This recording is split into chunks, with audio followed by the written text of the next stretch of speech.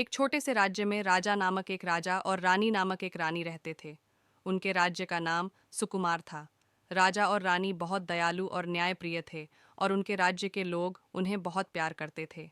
राजा बहुत बुद्धिमान और वीर थे। उन्होंने कई युद्ध लड़े और अपने राज्य की रक्षा की। रानी बहुत ही सुंदर और समझदार थीं। वे राज्य की प्रजा की समस्याओं को सुनती और उनका समाधान निकालती थीं।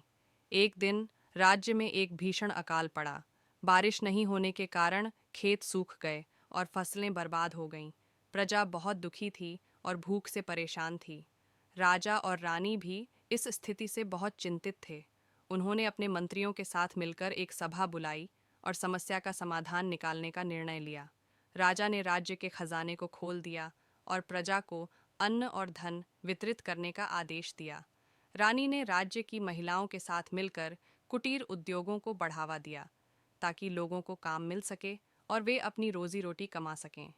राजा और रानी ने खुद भी प्रजा के बीच जाकर उनकी समस्याएं सुनी और उन्हें मदद पहुंचाई।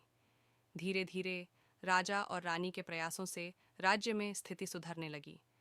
बारिश भी होने लगी और खेतों में फिर से हरियाली लौट आई। प्रजा खुशहाल हो गई और राजा और रानी की जय जयकार करने लगी। इस प्रकार राजा और रानी की समझदारी और दयालुता से राज्य में फिर से खुशहाली लौट आई। राजा और रानी ने जीवन भर प्रजा की सेवा की और उनके राज्य में हमेशा शांति और समृद्धि बनी रही।